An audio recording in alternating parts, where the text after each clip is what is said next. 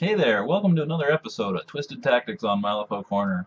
We're going to be changing the format up a little bit this time, and instead of focusing on lots of models with high synergies and bigger combos, we're going to change to focusing on one model and trying to squeeze as much power as we can out of that singular model by bringing in upgrades or other models to accent it. This should help lend clarity and consistency to the videos and hopefully make them a little more searchable as time goes on.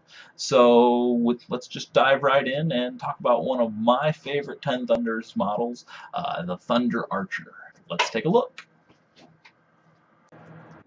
Alright, looking at the card, we have stats that are not all that exciting to look at. We got kind of a low defense of 4, meh willpower on a minion, low wounds of 5, a decent walk 5, and an amazing charge of 8. Unfortunately, that won't go to much good use because they don't have any melee attack stock on the card, but there's ways around that. So let's look at our abilities here. Threading the Needle, really handy. It allows you to ignore other models when determining line of sight. So that means you can shoot through enemy models, you can shoot through friendly models, you can shoot into engagements because they don't randomize, and it doesn't matter who's between you and your target. So that's very handy both ways. So it allows you to hide the Thunder Archers as a defensive. A defensive trigger for leap aside allows you to push out of the way. It's a hefty push of 5 inches, but with a defense of 4, you're probably not going to hit it all that often. And then Reading the Wind. Reading the Wind is another stock Ten Thunders trait, which is very handy. It allows you, whenever you take the focus action during its activation, you gain an additional focus +1. That means for whatever AP you're going to use to gain the focus condition, you go straight to focus 2. Let's talk about those attack actions real quick. We've got 3 to choose from.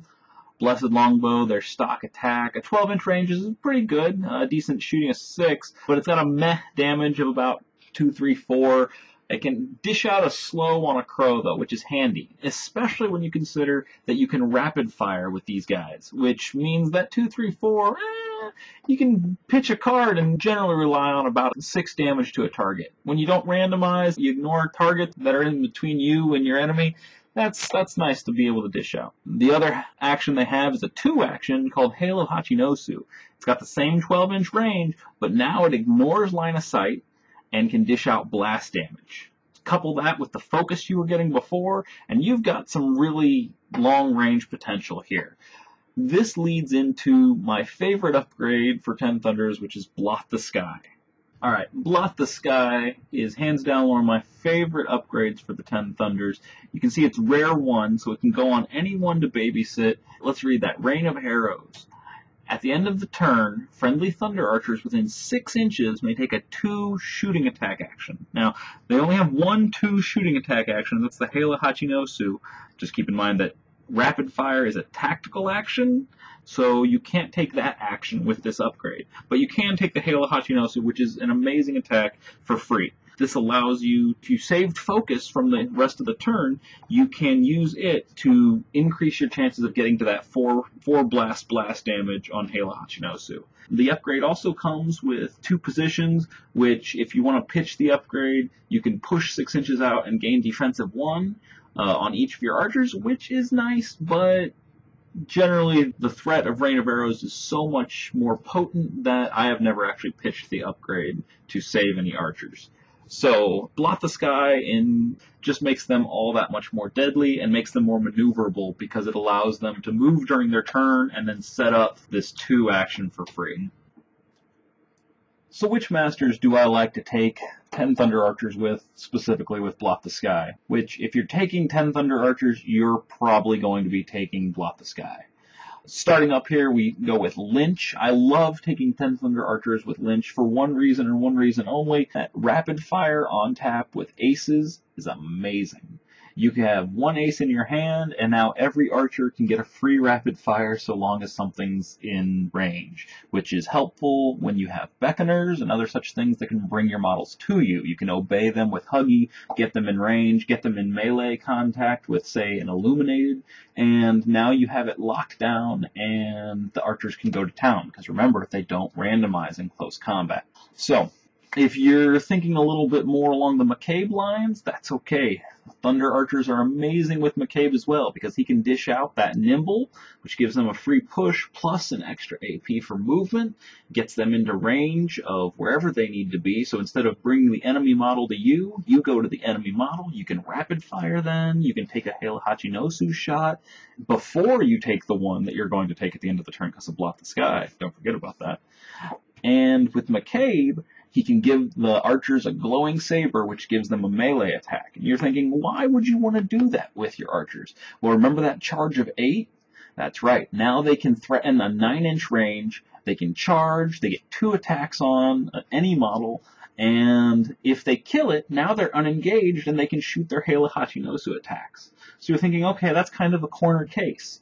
But if instead you charge that guy in, he takes his 2 attacks, he wounds whatever the target is a decent amount, and you have multiples of your archers, you have the other archers now shoot the model that charging archer is engaged with, they bring it down, and then that forward archer gets a free movement of 8 inches in order to get into a better position for his Blot the Sky.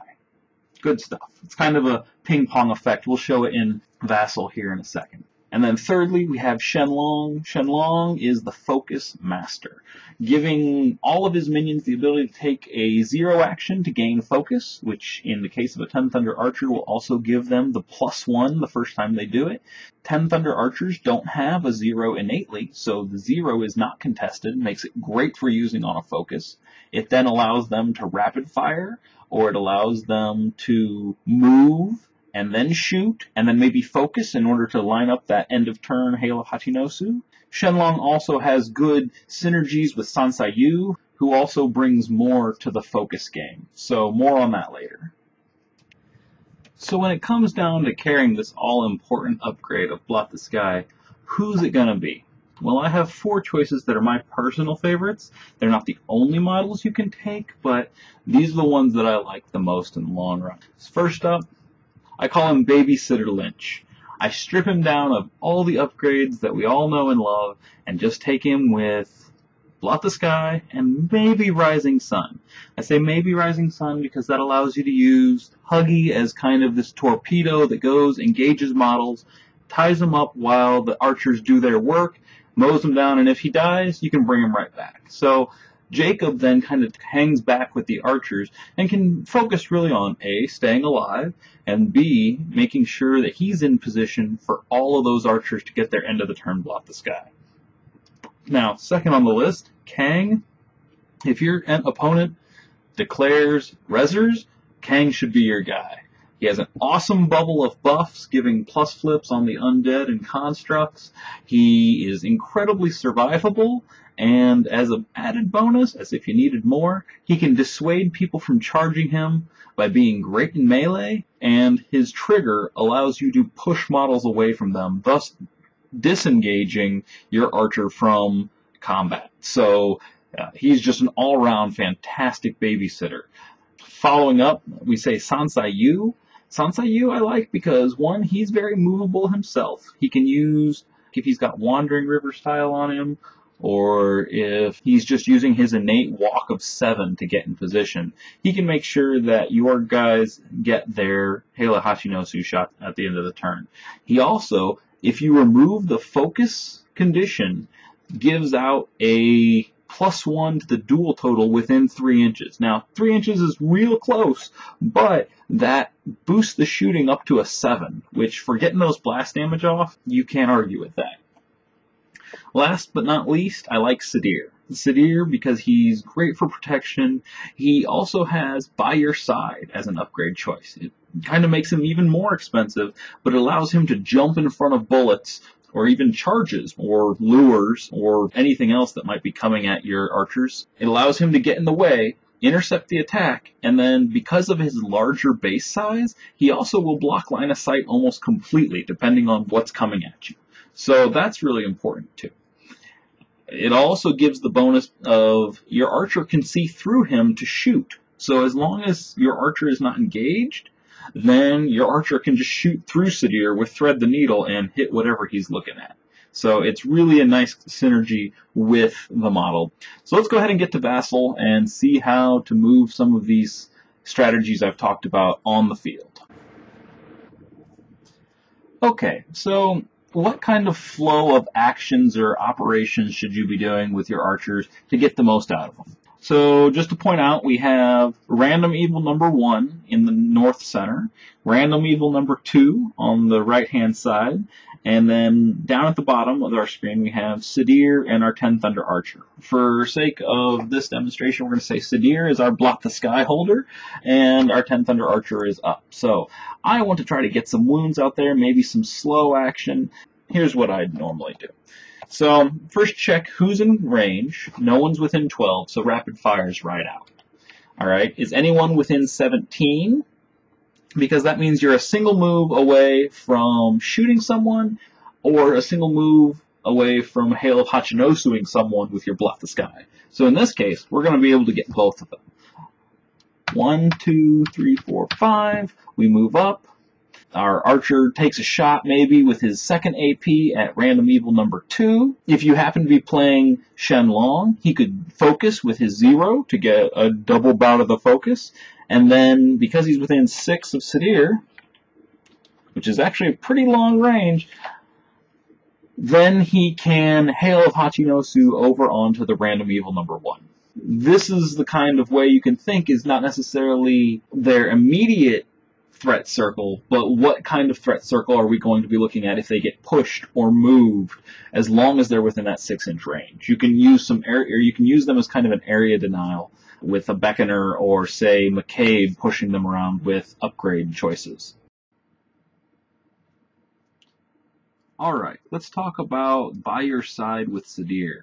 Let's go ahead and say that Sadir is our Blot the Sky carrier, and he's babysitting our 10 Thunder Archers, as he's wont to do. Sadir, again, is a great babysitter because he has the ability to stutter fire with his ranged attack, and with by your side, he can jump in the way of one action per turn that targets a friendly model within 6 inches.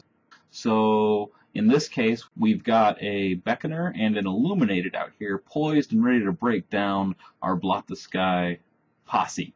So how can Sadir get in the way? We've got to look for a charge from the Illuminated with his massive charge of an 8, and then we have the Beckoner with her 18-inch lure. So really, this 10 Thunder Archer here in front is our primary target. So whoever goes first, whether our opponent chooses to lure or chooses to charge, as soon as it's declared, Sadir will jump and place in base contact with the old target and become the new target. Now, because Sadir is on a 40mm base, he now blocks line of sight to the 10 Thunder Archer here, and possibly this one, depending on if the Beckoner is going to lure him and if he can see over the staircase. But as he can only do this once per turn, blocking line of sight is a great tactic because that means they can't follow up with a second attempt if it's a lure or a ranged attack. So the charge goes forward, say the Illuminated comes in and takes a couple swipes at Sadir, and Sadir has his chance of riposte. He can then try to wound the Illuminated himself, and after the charge, the 10 Thunder Archer can then open fire on the Illuminated. Because even if the Illuminated comes real close up here and would get within his, I believe it's a 2-inch melee range, he's not engaged with the 10 Thunder Archer because Sadir is blocking line of sight with his larger base size. So it's a fantastic way of protecting your archers and getting the most out of them and keeping them from harm with Sadir. So now let's illustrate that whole charging mechanic that McCabe could throw out there. In this case, we're going to say Kang is our upgrade carrier. Our 10 Thunder Archer that with the teal ring has just been given the glowing saber. So, and he's already been pushed. So now we'll check his range, and he's got a 9-inch threat range, which means he's going to be able to get to Teddy. Alright, so he'll charge Teddy and get him engaged and take his 2 attacks. because he was within range of Kang for the initial charge declaration of Kang's bubble, that is, he doesn't have to make the terrifying check versus Teddy, and he can go ahead with his 2 attacks. So Thunder Archer swings wildly with a sword, like, what do I do with this? Hopefully causing some damage. And then we see if his 2 buddies can help him out. The other 2 archers then can rapid fire, maybe slow Teddy, then wait at the end of the turn. If Kang hasn't operated yet, if those 2 sets of rapid fire haven't taken Teddy down, then he can just stay back with those 2 archers and hail a Hachinosu in on Teddy, focusing only on Teddy, because none of these shots randomize, and you can really take advantage of thread the needle. There are many ways to play with them in order to get the best out of them, but I hope at least this is somewhat illustrated how I like to use the 10 Thunder Archers. I'd be interested in your feedback and how you've been playing with them. Go ahead and leave it in the comments below. Hope it's been helpful. I'll see you guys next time.